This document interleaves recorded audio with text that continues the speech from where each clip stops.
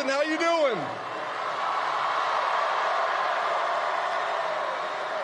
Hey, let's give it up for Amanda and Josh.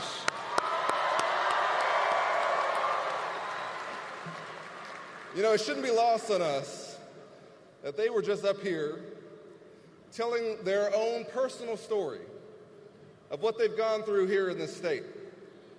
And I want to thank Vice President Harris for coming to Texas and for shining a light on what's happening to Texas families and Texas women. Thank you, Amanda and Josh.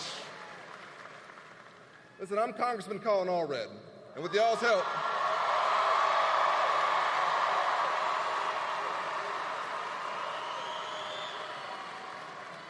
help, and God's grace, we're going to beat Ted Cruz.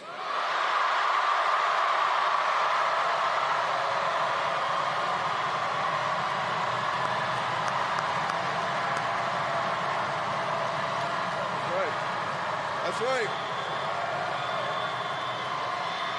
You know,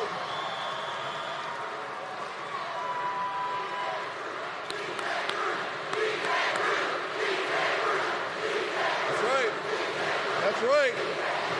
You hear that, Ted? You hear that? Let's go, Texas. All right.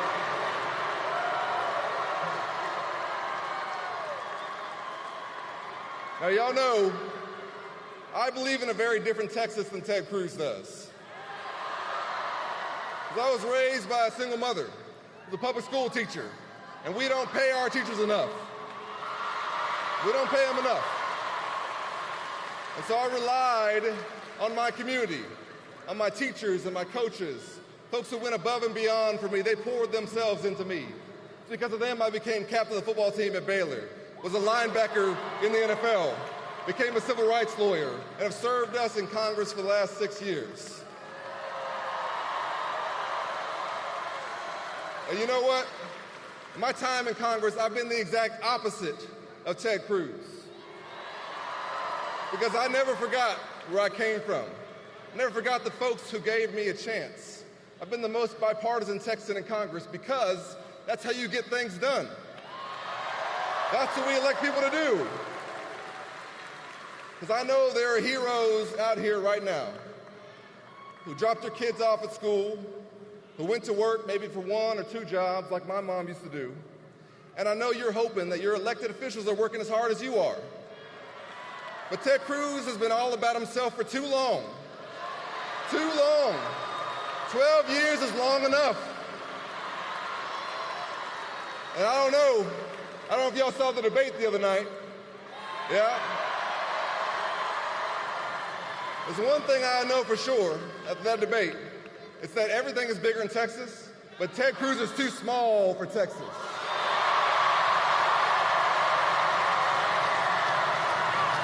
He's too small. He's too small for Texas. You know what small people do? Is when you lose an election, you think, you know what, I'm going to try and overturn that election. I know many of y'all probably know where you were on January 6th. I know where I was. I was on the House floor doing my job. I remember when they locked all the doors. We borrowed the doors. The president walks through to deliver the State of the Union with furniture that we usually use to hold paper. I texted my wife, Allie, who was 7 months pregnant with our son, Cameron. Whatever happens, I love you. Because we're the only former NFL linebacker in the room. And there's a mob at the door. Everybody's like, what you going to do, Colin? And I went to public school in Texas. I'm not just going to sit there.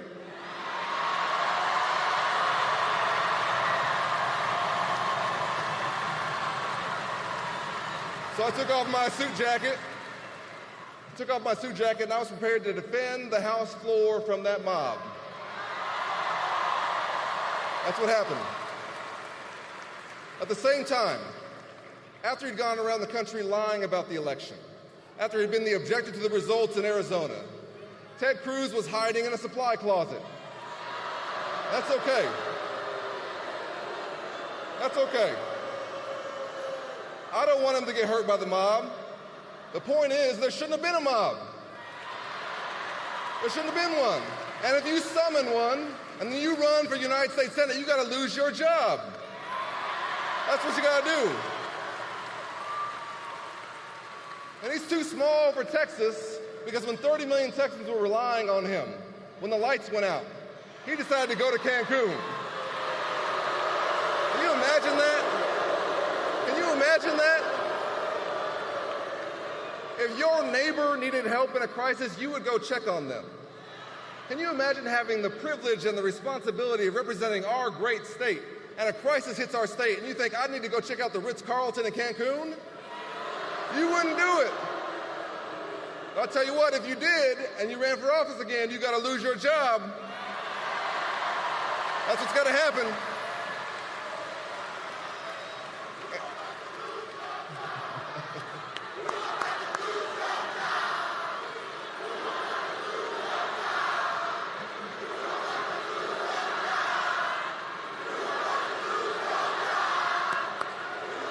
All right. And you know what? If you are singularly responsible for taking away a fundamental freedom from Texas women because you think you know better than Texas women and their families and their doctors, and you put in place this abortion ban, and you celebrate this abortion ban, you introduce at the national level 5 times a nationwide abortion ban, then you have to lose your job.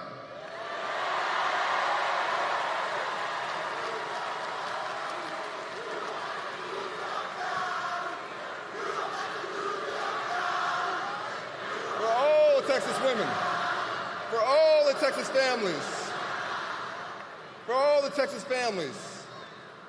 You know, Allie and I have been blessed with 2 healthy babies in Dallas in the last 5 years. I can't imagine if at one of our appointments, the doctor would come in and says, a problem with the baby or with my wife, but there's nothing I can do because Ted Cruz thinks he knows better. That's not who we are. There's one thing I know about us as Texans, and I'm a 4th-generation Texan. It's that we believe in freedom. And this is not it. So here's what we're going to do. Here's what we're going to do, Texas. In 10 days, we're going to beat Ted Cruz. In 10 days. And when we do, we're going to make Roe v. Wade the law of the land again. No more of this. That's right.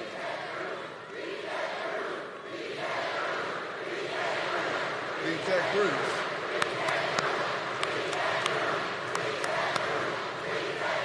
For all the Texas families, for all the families who are looking for a senator who's looking out for them, I will never abandon you when you need me most. I will protect your fundamental rights. I will bring us together around our shared values. I'll remind us that we have more in common than what divides us. We might have come here on different ships, but we're in the same boat now. We're all Texans. We're all Americans. We have to have a leader who understands that. And so here's what we got to do, Texas. We got 10 days to knock on doors, make phone calls. We got to make sure Kamala Harris is the next president of the United States. We got to make sure we send Ted Cruz packing. And when we do, it won't be a win for me or for a party. It'll be a win for our state. Are y'all ready? You fired up? You ready to go? All right, let's do it, Texas. God bless you. And may God bless the great state of Texas.